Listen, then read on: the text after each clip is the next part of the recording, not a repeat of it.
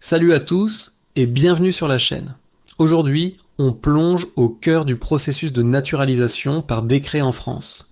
On va décortiquer ensemble toutes les étapes, de l'idée de devenir français jusqu'au décret de naturalisation. C'est un parcours qui peut sembler complexe, mais avec les bonnes infos, vous allez voir, c'est beaucoup plus clair. Alors, prenez de quoi noter, c'est parti. Avant même de parler de la plateforme en ligne ANEF, posons les bases. Qui peut demander la naturalisation française?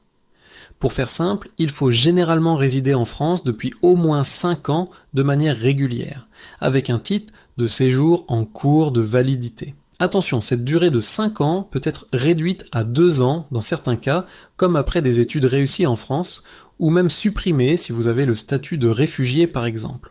Ensuite, il y a d'autres conditions importantes. Vous devez avoir une bonne moralité, ce qui signifie un casier judiciaire compatible avec la demande. L'administration vérifiera aussi votre insertion professionnelle. Avoir un travail stable et des ressources suffisantes est un élément clé. C'est la preuve de votre autonomie et de votre participation à la vie économique du pays. Et bien sûr, la langue française. C'est un critère essentiel. Actuellement, et jusqu'au 31 décembre 2025, on vous demande un niveau B1 à l'oral et à l'écrit. Mais attention, grosse nouveauté à venir. À partir du 1er janvier 2026, le niveau exigé passera à B2 à l'oral et à l'écrit. C'est une marche plus haute. Donc si vous préparez votre projet, anticipez bien ce point. Maintenant, parlons des documents. La liste peut faire peur, mais restons simples. Vous aurez besoin de votre pièce d'identité, votre titre de séjour, un timbre fiscal de 55 €, vos actes d'état civil, des justificatifs de domicile de ressources et de paiement des impôts, votre diplôme ou attestation de niveau de français, et des documents sur votre situation familiale, que vous soyez marié pacsé ou que vous ayez des enfants. Petite astuce, ne vous perdez pas dans les listes génériques. Allez sur le site Service Public FR. Ils ont un simulateur génial qui vous pose quelques questions sur votre situation et génère une liste de documents personnalisés. C'est vraiment l'outil à utiliser pour être sûr de ne rien oublier et de ne fournir que ce qui est nécessaire pour votre cas précis. Une fois que vous avez une idée claire des conditions et des documents, on passe à l'étape 0, la création de votre demande sur la plateforme ANEF, aussi appelée Nathalie. C'est là que tout commence concrètement. Vous allez créer votre compte, remplir une série de formulaires sur votre parcours, votre famille, votre travail, et commencer à télécharger les pièces que vous avez préparées. Tant que vous n'avez pas cliqué sur le bouton final pour envoyer votre dossier, il a le statut draft, c'est-à-dire brouillon. C'est une phase super importante. Prenez votre temps, vérifiez chaque information, chaque document. Assurez-vous que les scans sont lisibles, que les noms sont corrects, que les dates correspondent. Une erreur à ce stade peut retarder toute la procédure. Vous pouvez revenir sur votre brouillon autant de fois que vous le voulez. Ne vous pressez pas, c'est le moment de construire une base solide pour votre demande. Ça y est, vous avez tout vérifié, vous êtes sûr de vous et vous cliquez sur « Envoyer ». Félicitations! Votre dossier quitte le statut de brouillon et entre officiellement dans le système. C'est le début de l'étape 1 qui s'affiche sur la frise de suivi de l'ANEF comme « Demande envoyée ». Votre dossier est maintenant entre les mains de la préfecture. Mais que se passe-t-il vraiment en coulisses? Derrière cette simple mention « Demande envoyée », les statuts techniques de l'API nous montrent que votre dossier est en attente d'une vérification formelle. Concrètement, un agent va faire un premier tri très rapide. Il ne rentre pas dans le fond du dossier. Il vérifie simplement que les pièces principales sont là, qu'elles sont lisibles, que le dossier est présentable en quelque sorte. C'est une étape de contrôle qualité administrative. Pendant cette phase, votre rôle est crucial. Surveillez attentivement votre espace personnel sur l'ANEF et vos emails, y compris les spams. C'est là que la préfecture communiquera avec vous. Si l'agent constate qu'il manque un document ou qu'une pièce n'est pas conforme, il vous enverra ce qu'on appelle une mise en demeure. C'est une demande officielle de compléter votre dossier. Attention, une mise en demeure est toujours accompagnée d'un délai, souvent de 15 jours à 1 mois. Il est absolument impératif de répondre dans ce délai. Si vous ne le faites pas, la préfecture peut considérer que vous abandonnez votre demande et la classer sans suite. Votre dossier serait alors clôturé et vous devriez tout recommencer depuis le début. Donc, soyez réactif. Préparez les documents demandés et téléchargez-les sur l'ANEF le plus vite possible. Une fois que la préfecture a reçu votre dossier et que la première vérification formelle est terminée, ou que vous avez répondu à une éventuelle mise en demeure, votre frise de suivi sur l'ANEF passe à l'étape 2, examen des pièces en cours. Le service responsable est toujours la préfecture. Alors qu'est-ce que ça veut dire? On pourrait croire que l'instruction commence, mais pas encore. On est toujours dans une phase de vérification, un peu plus poussée que la première, mais ça reste un contrôle de surface. L'agent va vérifier la cohérence des documents entre eux. Par exemple, est-ce que le nom sur votre titre de séjour correspond bien à celui sur votre acte de naissance? Est-ce que vos fiches de paie couvrent bien la période déclarée? Est-ce que vos titres de séjour successifs montrent bien une résidence continue et légale en France? L'idée ici est de s'assurer que votre situation tient la route sur le papier, qu'il n'y a pas d'incohérence flagrante qui sauterait aux yeux. C'est un filtre supplémentaire avant de passer à l'étape suivante. Si tout semble correct à ce niveau, votre dossier est prêt à être officiellement enregistré. Cette étape est souvent assez rapide, mais comme toujours, les délais varient d'une préfecture à l'autre. Il n'y a rien de particulier à faire de votre côté, si ce n'est patienter et continuer de surveiller votre espace ANEF. Et nous voilà arrivés à l'étape 3, demande déposée. C'est un jalon très important dans votre parcours. Sur la frise ANEF, vous voyez ce nouveau statut, et le service responsable est toujours la préfecture. Mais en coulisses, un changement majeur s'est produit. Votre dossier est passé au statut API, instruction à affecter. Qu'est-ce que ça signifie? Cela veut dire que la phase de vérification formelle est terminée. La préfecture a jugé que votre dossier était complet, cohérent et présentable. Il est maintenant considéré comme une demande officielle et est placé dans la file d'attente pour être attribué à un agent instructeur. C'est vraiment à partir de ce moment qu'on peut parler de dépôt de demande, au sens administratif du terme. Vous recevez d'ailleurs souvent une notification dans votre espace ANEF, un document qu'on appelle attestation de dépôt.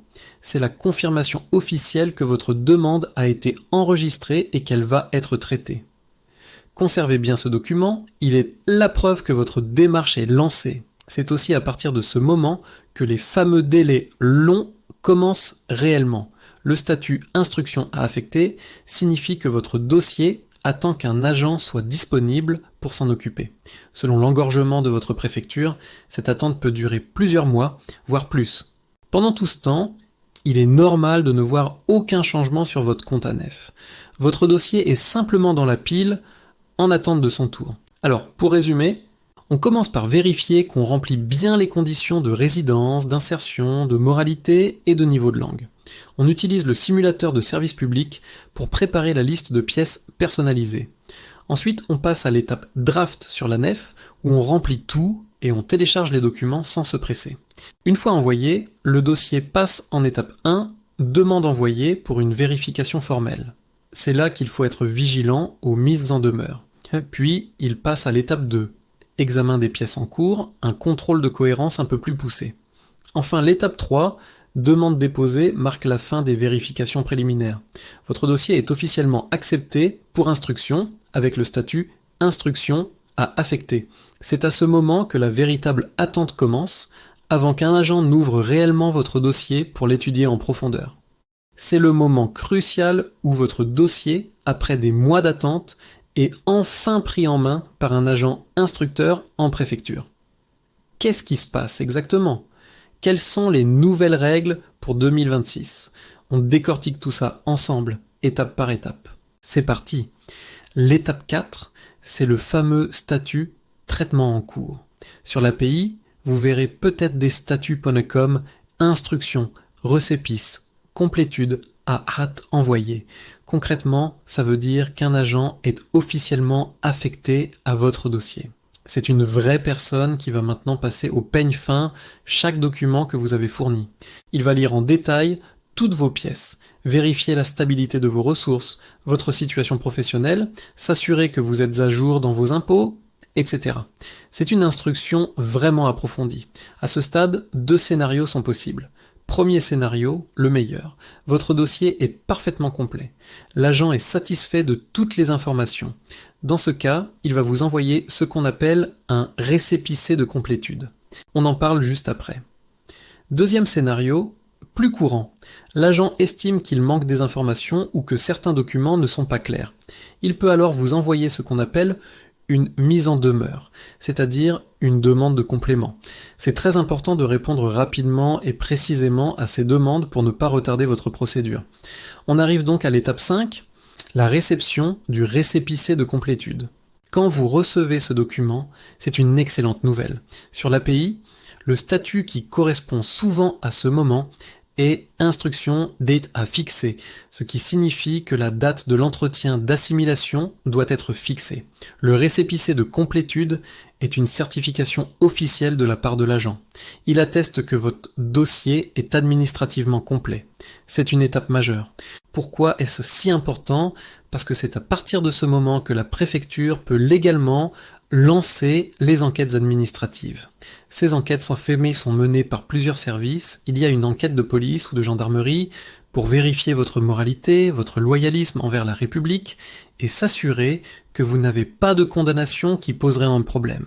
Il y a aussi des vérifications auprès des services fiscaux pour confirmer votre situation fiscale et auprès des organismes sociaux comme la CAF ou l'URSSAF.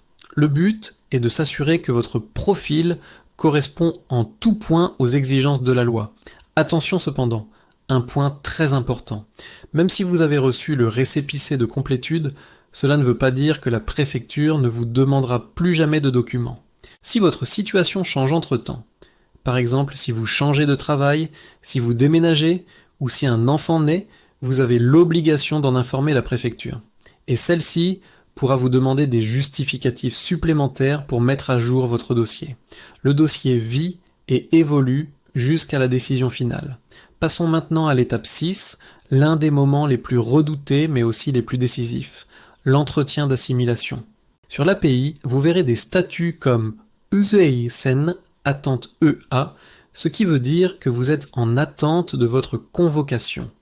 Une fois convoqué, vous passerez cet entretien individuel avec un agent en préfecture. Le but de cet entretien est de vérifier votre assimilation à la communauté française. L'agent va évaluer plusieurs choses, votre niveau de français à l'oral, votre connaissance de l'histoire de la culture et de la société française, mais aussi et surtout votre adhésion aux valeurs et principes de la République, comme la liberté, l'égalité, la fraternité et la laïcité. Il vous posera aussi des questions sur vos droits et devoirs en tant que citoyen, sur votre projet de vie en France et sur votre intégration professionnelle et sociale. Maintenant, parlons d'un changement majeur qui arrive très bientôt. À partir de 2026, les règles se durcissent. L'entretien oral sera complété par un examen civique écrit obligatoire pour obtenir la naturalisation. Il s'agira d'un QCM, un questionnaire à choix multiples, d'environ 40 questions. Pour le réussir, il faudra obtenir au moins 80% de bonnes réponses. Les thèmes porteront sur les valeurs de la République, les institutions françaises, les droits et devoirs du citoyen, l'histoire et la culture. Cet examen testera vos connaissances de manière très concrète. De plus, le niveau de langue exigé va également augmenter. Actuellement, un niveau B1 oral est requis. À partir de 2026, il faudra justifier d'un niveau B2 à la fois à l'oral et à l'écrit. C'est un niveau de maîtrise de la langue bien plus avancé. Il faudra donc probablement fournir un diplôme comme le DELF B2 ou une attestation comme le TCF Intégration, résidence et nationalité avec le niveau requis. C'est un point essentiel à anticiper si votre procédure risque de s'étaler jusqu'en 2026. Préparez-vous dès maintenant. Je ferai d'ailleurs des vidéos dédiées pour vous aider à préparer cet examen et à atteindre le niveau B2. Enfin, arrivons à l'étape 7, qui est la suite directe de l'entretien. Sur la frise ANEF, le statut peut rester sur traitement en cours, mais si vous regardez l'API, un statut très intéressant apparaît. EA, CREA, IA à valider. CREA signifie compte rendu d'entretien d'assimilation. Cela veut dire que l'agent qui vous a reçu est en train de rédiger son rapport sur votre entretien. C'est une étape silencieuse mais fondamentale.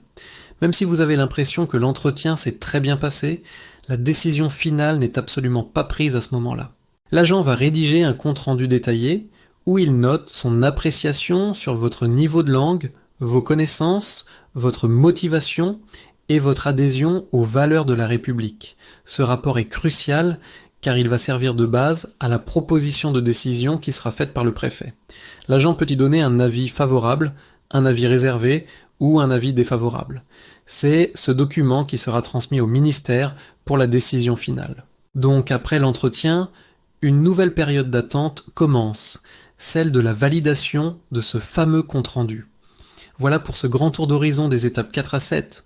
On a vu le rôle de l'agent instructeur, l'importance du récépissé de complétude, le déroulement des enquêtes et surtout les détails de l'entretien d'assimilation avec les grands changements à venir pour 2026. Après votre entretien, votre dossier entre dans l'étape 8 sur l'interface ANEF. Ça s'affiche simplement comme traitement en cours, mais en coulisses, il se passe beaucoup de choses. C'est ce qu'on appelle la proposition de décision préfectorale. L'agent qui a traité votre dossier va rédiger un avis, soit il propose la naturalisation, soit il constate que votre dossier n'est pas recevable. Pour ça, l'avis doit être discuté avec sa hiérarchie, mis au propre, puis signé par le préfet. La préfecture a donc deux options principales. Si votre dossier est clairement irrecevable, par exemple, si vous ne remplissez pas la condition de résidence, ou si vous avez eu des problèmes avec la justice, la préfecture peut décider elle-même d'un ajournement ou d'un rejet sans même envoyer le dossier au ministère. Mais si tout va bien, elle donne un avis favorable et transmet votre dossier au niveau national. C'est là que les choses sérieuses commencent. Une fois que la préfecture a donné son feu vert, votre dossier est envoyé au ministère de l'Intérieur, plus précisément à la SDANF, la sous-direction de l'accès à la nationalité française. Il passe aussi par le SCEC, le service central d'état civil. À ce stade, dans l'API, vous verrez des statuts comme contrôle A affecté. Ça veut dire que votre dossier est dans la file d'attente à la SDANF. Puis, il passera à contrôle A effectué. Un agent du ministère ouvre votre dossier et refait une vérification complète. La SDANF va tout revérifier. La cohérence de l'avis de la préfecture, vos antécédents, la régularité de votre séjour sur le long terme. Ils s'assurent aussi que votre profil correspond à la politique de naturalisation du moment. C'est un vrai deuxième contrôle et il est très approfondi. En parallèle, vous verrez peut-être des statuts comme contrôle en attente PEC, ça c'est le travail du SSEC qui se trouve à Nantes. Leur mission est de préparer un projet de votre futur acte de naissance français. C'est ce document qui sera officialisé une fois que vous serez naturalisé. C'est une étape cruciale qui prépare concrètement votre changement d'état civil. Cette phase SDANF et SSEC peut prendre plusieurs mois, c'est tout à fait normal. Ils traitent des milliers de dossiers, donc patience. On arrive maintenant à la partie que tout le monde attend avec impatience, celle des statuts liés au décret. C'est le moment où votre cœur va battre la chamade à chaque actualisation. Le premier statut clé est « prête pour insertion décret ». Qu'est-ce que ça veut dire ? Ça signifie que la décision favorable a été officiellement signée au ministère. Votre dossier est complet, validé et il attend juste d'être intégré dans un prochain décret de naturalisation. Parfois, il peut y avoir une dernière vérification avec le statut à vérifier avant insertion décret. Mais ensuite vient le statut magique, inséré dans décret. Là, c'est du concret. Votre nom est déjà inscrit dans un projet de décret qui n'attend plus que la signature finale avant d'être publié au journal officiel. À ce stade, sincèrement, les chances que ça n'aboutisse pas sont quasi nulles, sauf découverte d'un fait nouveau extrêmement grave. On parle de 99,99% de chances d'être naturalisé, et enfin le statut final, décret de publi. C'est officiel.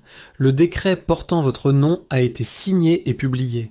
C'est à la date de signature de ce décret que vous devenez légalement français ou française. Félicitations. Entre le statut prête pour insertion décret et la publication effective, il faut souvent compter de quelques semaines à quelques mois.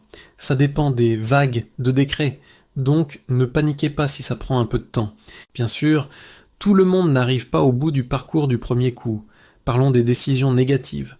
Vous pourriez voir des statuts comme irrecevabilité manifeste.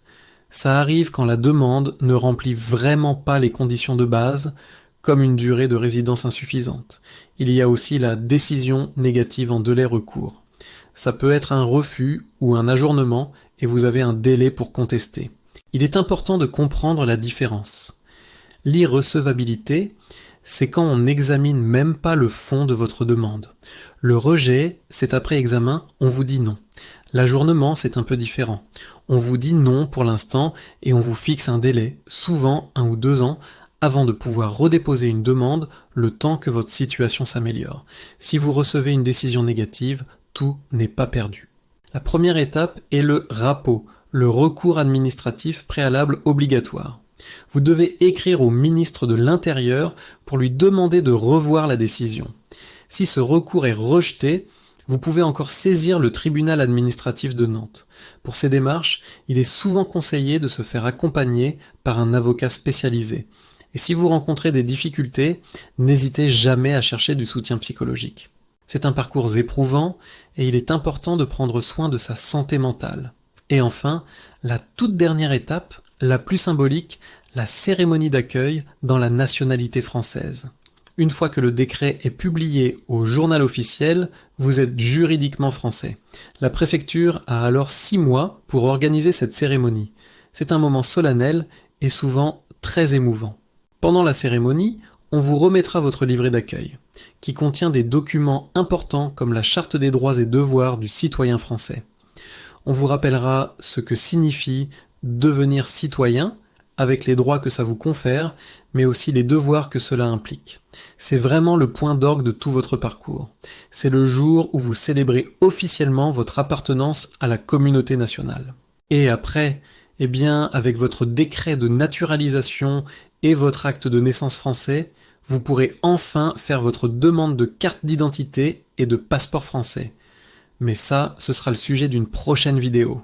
Voilà, on a fait le tour complet de ces dernières étapes cruciales. C'est un chemin long et parfois complexe, mais j'espère que ce guide vous aura éclairé et rassuré. N'oubliez pas que chaque parcours est unique. Les délais varient énormément. Le plus important, c'est la patience et la rigueur dans votre dossier. Merci d'avoir suivi cette série jusqu'au bout. Si ça vous a aidé, n'hésitez pas à laisser un pouce bleu, à partager la vidéo et surtout à vous abonner pour ne pas manquer les prochains contenus. À très bientôt.